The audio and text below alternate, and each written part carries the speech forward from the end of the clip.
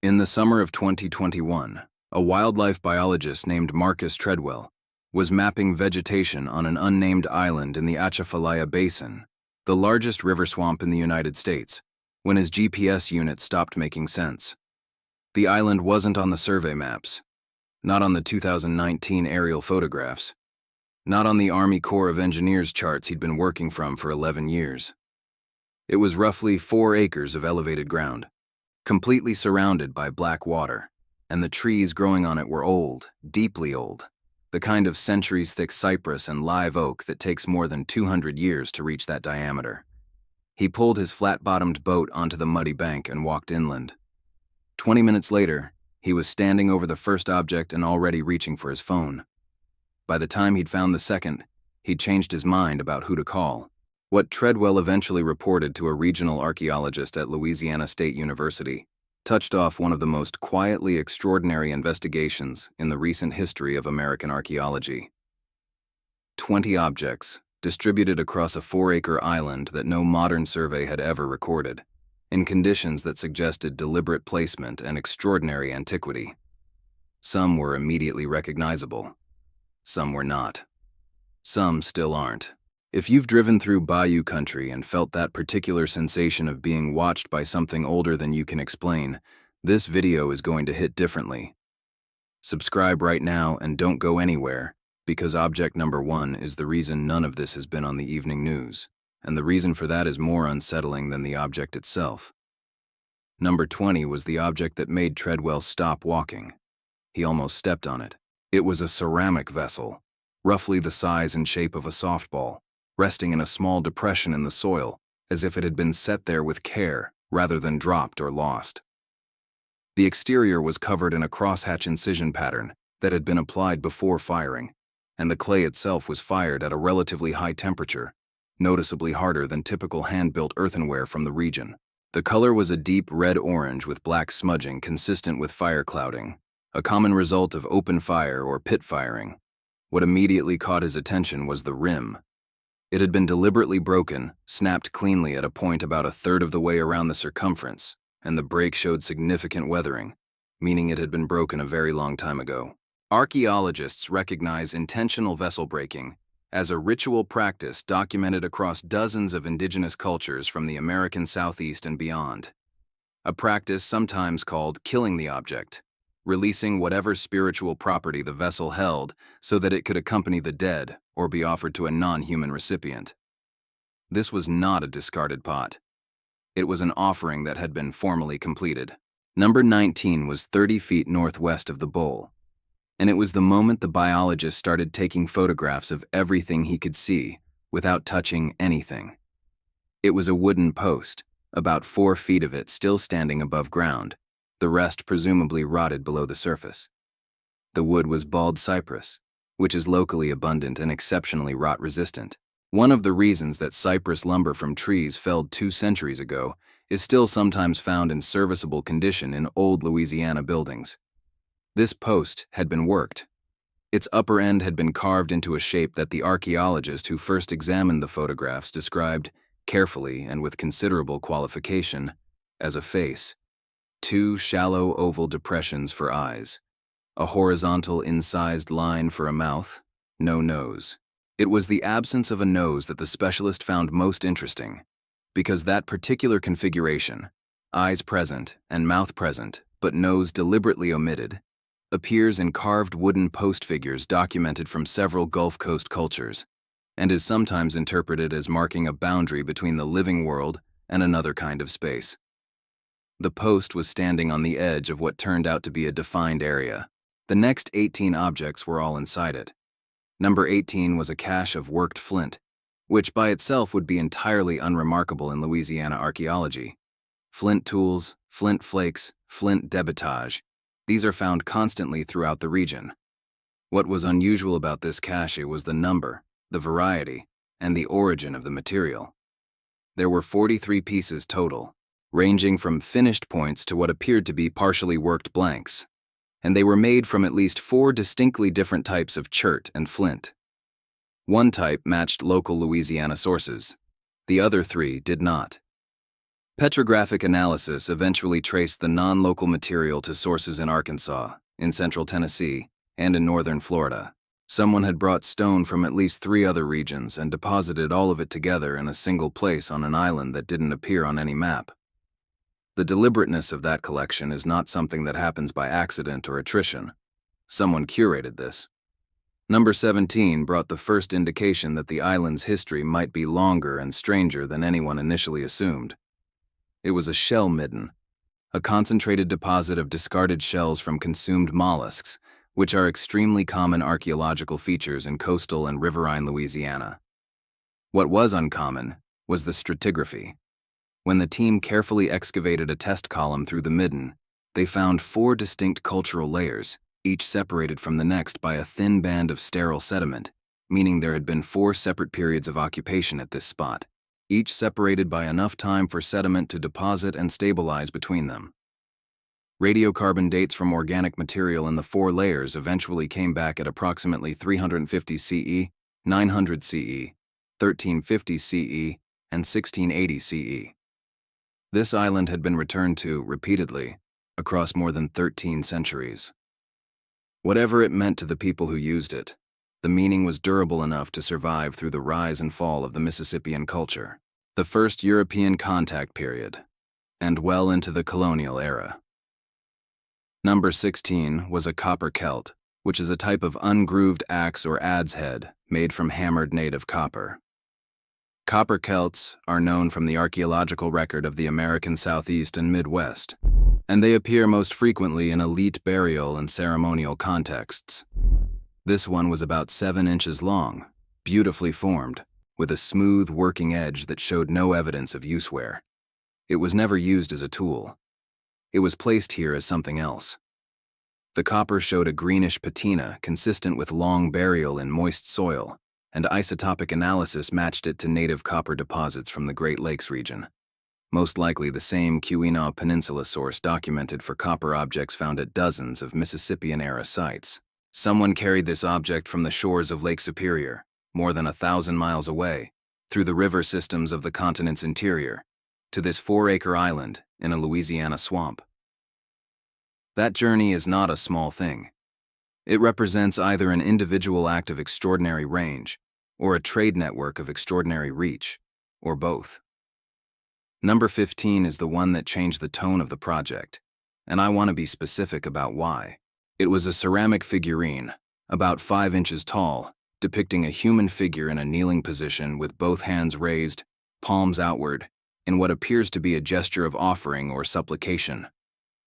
The craftsmanship is exceptional, the kind of controlled, confident modeling that comes from long practice in a tradition. But it was the face that caused the extended discussion among the specialists who examined it. The figure has broad, defined cheekbones, a prominent brow ridge, and markings incised around the eyes and mouth that do not match any iconographic convention in the documented indigenous ceramic traditions of the Gulf Coast or the Mississippi Valley. 2 specialists independently used the same phrase when they saw it. It looks like something from further south. Neither was willing to be more specific than that in writing. Both were more specific in conversation, and what they said pointed toward Mesoamerica. Not as a certainty, as a question that neither of them knew how to dismiss. Subscribe right now if you haven't already, because there are still 14 more objects on this island, and the connections only get harder to explain away. Number 14 was a piece of worked bone, about 8 inches long, from what osteological analysis identified as a large mammal femur, most likely white-tailed deer, which is native and abundant in Louisiana. The bone had been split lengthwise and one of the flat faces had been incised with a series of parallel marks arranged in groups. The groupings are as follows: 5 marks, then a space, then 3 marks, then a space, then 8 marks, then a space, then 5 marks, then a space, then 3 marks again. The sequence repeats twice more before the bone ends. Specialists in archaeomathematics, yes, that is a real discipline, examined this bone and noted that the sequence 53853 is not random noise. It does not match a tally of hunted animals or a lunar calendar, the 2 most common explanations for grouped incision marks on bone. What it does match, loosely but persistently, is a ratio sequence with properties similar to what we now call the Fibonacci sequence, a pattern in which each number is the sum of the two that precede it. Whether this was conscious mathematical reasoning, an aesthetic preference, or a ritual convention that happened to produce mathematically interesting numbers, is a question that has not been resolved and may never be. Number 13 is the object that the lead archaeologist on the project has described publicly as the hardest to contextualize within any existing framework. It was a disk of polished stone, about 6 inches in diameter and half an inch thick, made from a dark green material that analysis identified as serpentinite. Serpentinite is a metamorphic rock that does not occur naturally in Louisiana or anywhere in the immediate region. The nearest geological source is in the Ouachita Mountains of Arkansas, which would put this stone's origin at least 300 miles away, probably more. The disk's surfaces had been ground and polished to an almost mirror-like smoothness, and on one face, someone had incised a single spiral, executed with a controlled line of entirely consistent depth and width, starting at the center and expanding outward in 7 complete revolutions to the disk's edge. 7. Not 6, not 8. A single spiral, 7 revolutions, on a piece of stone that traveled 300 miles to get to a 4-acre island that no one mapped. Comment below right now and tell me what you think this disk was for. A mirror, a calendar, a seal, a message. I genuinely want to know what you think. Number 12 was a bundle of plant material, partially decomposed, that the conservators were able to partially reconstruct. The outer wrapping had been made from woven palmetto fiber, which is locally available. Inside the wrapping, when it was carefully unrolled, were layers of dried plant specimens, each one deliberately placed. The botanist who analyzed them identified 9 distinct species. 4 were native to Louisiana and could have been collected within a few miles of the island. 2 were native to the American Southwest, specifically to the high desert regions of what is now New Mexico and Arizona. 1 was native to the Gulf Coast of Mexico. 1 was tentatively identified as a species from the Caribbean. 1 could not be identified at all, either because of the degradation or because it is not in the reference database, which would mean it is either an extinct variety or something genuinely outside the documented botanical record of North America. This bundle was assembled by someone with access to plants from at least 4 distinct geographic regions. Whether that person traveled to those regions themselves, or whether this bundle represents the accumulated trade goods of a community connected to a wide network, it speaks to a world of connection and knowledge that the standard narrative of pre-Columbian Louisiana simply does not include. Number 11 was a mask, and I use that word with the qualification that the specialist who identified it used, which is that it may also be a face panel from a larger composite object that has since decomposed. It was carved from a single piece of wood, most likely sassafras based on the grain and the faint aromatic quality that persisted even after centuries of burial, and it measured about 9 inches wide and 7 inches tall. The face carved on it was human in its general proportions but deliberately stylized in ways that emphasize certain features. The eyes are elongated and slightly slanted, the mouth is pursed rather than open or smiling, and the forehead has 3 parallel incised lines running horizontally across it. Those forehead lines are the detail that prompted the most extended analysis. They appear, in very similar form, on carved wooden and ceramic face objects from sites across a wide geographic range, including sites in the lower Mississippi Valley, sites along the Arkansas River, and, most intriguingly to the specialists, in carved objects from several cultures along the Gulf Coast of Mexico. The forehead lines may be a purely convergent stylistic choice, or they may be evidence of a shared symbolic vocabulary, traveling through a network of people who were in contact with each other, across what we now call an international border, but what was then simply a coastline. Number 10 is where this investigation started to attract attention beyond the immediate circle of the team's own specialists. It was a stone tablet, roughly the size of a hardcover book, made from a piece of fine-grained gray limestone that does not occur naturally in Louisiana. On both faces of the tablet, someone had incised a dense arrangement of symbols in neat horizontal rows. Unlike casual or improvised markings, these symbols are consistent in size, evenly spaced, and executed with a tool held at a controlled angle. The kind of inscription that suggests a practiced hand working in a familiar system. The tablet was photographed, and the images circulated among epigraphers. The responses ranged from cautious to astonished. 3 researchers noted structural similarities to known Mesoamerican writing systems, specifically to certain features of early Zapotec and Proto-Maya scripts. 2 of those 3 were willing to say carefully that the resemblance was more than superficial. None of them said the tablet was Mesoamerican in origin. All of them said the symbols warranted serious comparative study. That study is ongoing. Nothing has been definitively decoded. But the fact that a stone tablet bearing organized, systematic text-like inscriptions was found in a swamp island in Louisiana alongside copper from Lake Superior and plants from Mexico and the Caribbean is not a coincidence that has a tidy explanation. Number 9 was 3 ceramic pipes, nested together in a way that suggests they were stored or transported as a set. Each pipe was made from a different clay, meaning they were likely made in different places, and each had a different chamber shape, which in the specialist literature on pre-Columbian smoking practices often corresponds to different substances or different ritual contexts.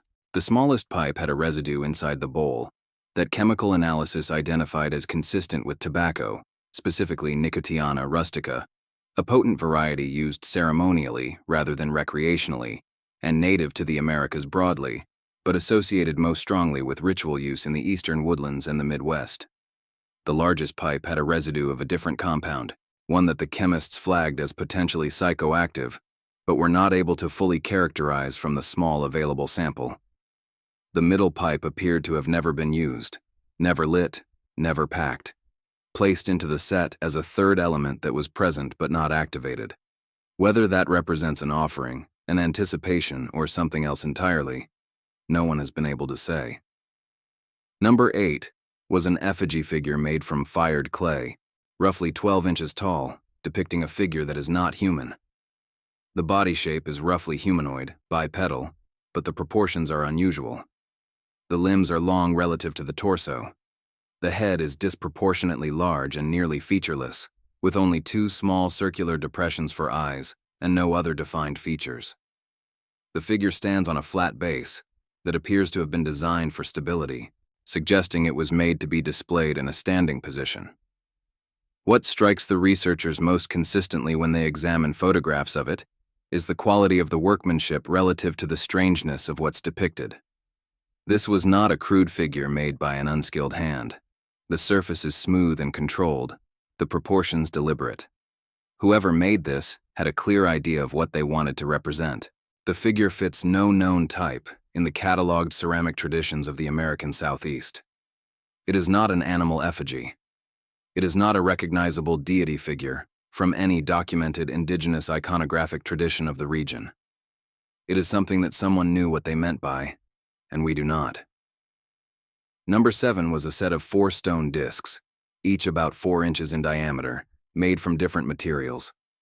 One from sandstone, one from what appears to be fired clay rather than stone, one from polished quartz, one from a dark basaltic rock that has been traced to volcanic formations in central Arkansas. Each disc has a single hole drilled through its center, and each hole shows a different degree of wear from use, meaning these discs were not made together and then deposited together. They were made separately, used separately, and then assembled. The interpretation that the team finds most compelling is that these are chunky stones, discs associated with a widespread game or ceremonial activity called chunky that was played across a vast area of pre-Columbian North America and is documented in historical accounts by European observers from the 16th century onward. The game involved rolling a stone disc and throwing poles to predict where it would stop, and it was associated in historical sources with both recreation and high-stakes ceremonial wagering.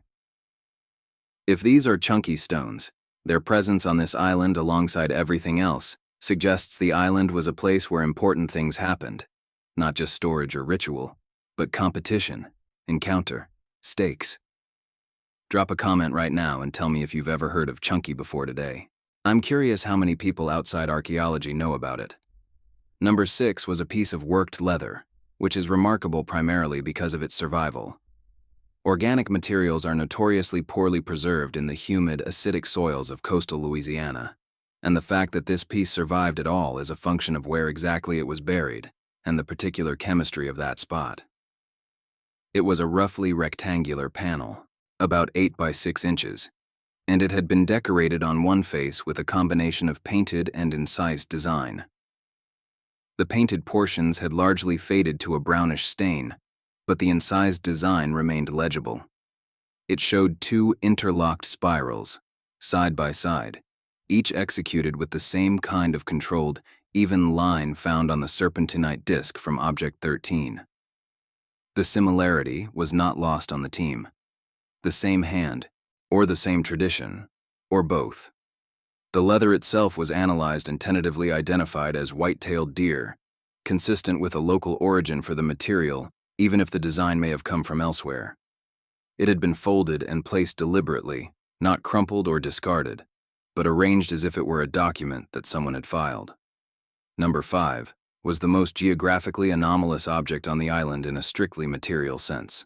It was a small axe head, about 4 inches long, made from a single piece of ground and polished greenstone. Not serpentinite this time. The mineral analysis identified it as nephrite, a form of jade. There is no natural occurrence of nephrite jade in Louisiana, or in the surrounding states, or in fact, in the eastern half of North America at all. The nearest nephrite source in North America is in British Columbia, in what is now Western Canada, more than 2,000 miles from where this object was found. There are also nephrite sources in China, Korea, and New Zealand, none of which are close. The axe head was clearly a prestige object, ground to a high polish, with an edge that had been sharpened but showed minimal use wear. Its presence on this island could mean one of several things. It could represent an extraordinary distance of trade through North American networks reaching all the way to the Pacific Northwest. It could represent direct or indirect contact with trans-Pacific routes that modern archaeology has not yet fully mapped. Or it could represent something that the mainstream framework of pre-Columbian North American history currently has no comfortable home for. All 3 possibilities are, to varying degrees, unsettling. Number 4 was an astronomical instrument, or what the team's astronomer concluded was most likely one. It was a wooden frame, miraculously preserved in the same anaerobic soil conditions that had allowed the leather to survive, consisting of 4 thin pieces of worked wood joined at the corners to form a precise rectangle. Stretched across the interior of the rectangle were 2 lengths of organic cordage, running from side to side and forming a cross, dividing the interior space into 4 equal quadrants. The astronomer's analysis focused on the proportions of the rectangle, which are not arbitrary. The ratio of its length to its width is approximately 1:6:18, a proportion that recurs in natural systems, in art and architecture across multiple ancient cultures, and in what mathematicians call the golden ratio.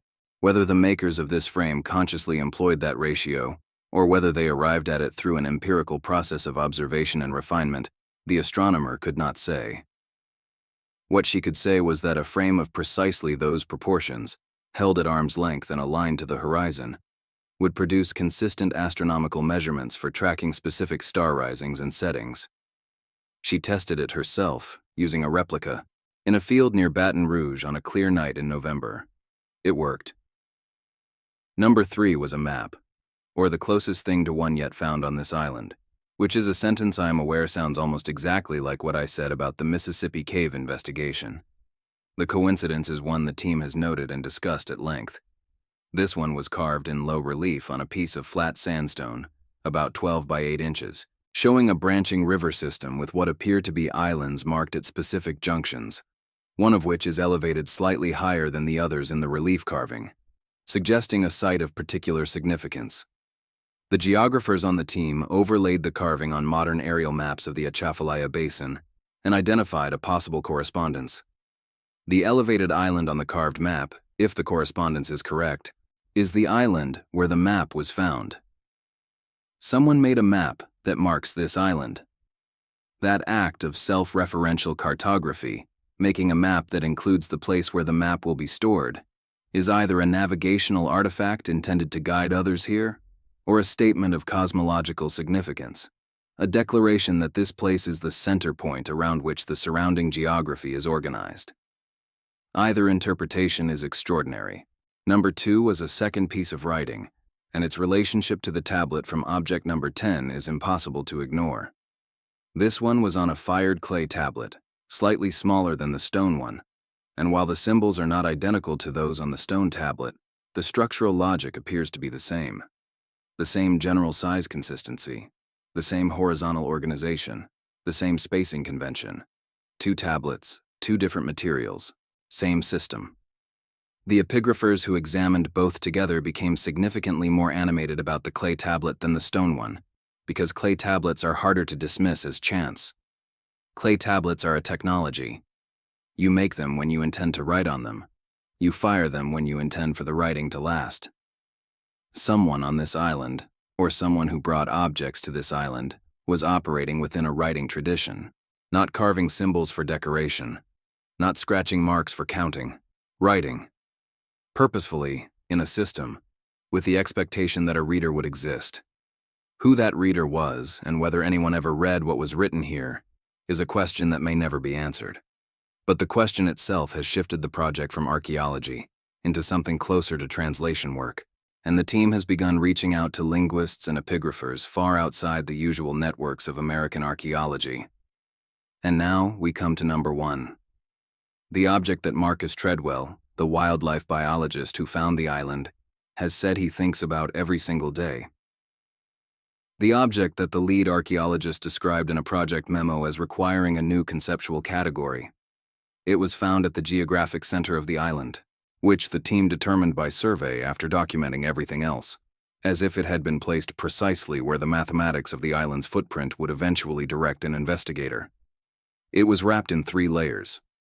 The outermost was a woven mat of palmetto and cypress bark that had largely deteriorated. The middle layer was a series of shaped and fitted wooden boards, bald cypress again, fitted together with a precision that required no fasteners. The innermost layer was a thin sheet of worked copper, beaten flat and folded around the object like an envelope. Inside the copper, wrapped in one final layer of fine woven plant fiber, was a human skull. Not a skull that had been casually deposited or buried with a body.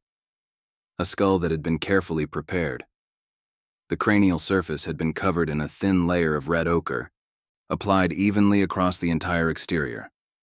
The inside of the skull had been packed with a solidified dark resin that analysis identified as a mixture of plant compounds including turpentine-type compounds from pine, a beeswax component, and at least 2 organic compounds of unknown botanical origin. 3 small holes had been drilled through the cranium, one at the top and one on each side, in a triangular arrangement, and through each hole a length of copper wire had been threaded and twisted into a loop. The skull was meant to be suspended. It was meant to be hung, or worn, or carried.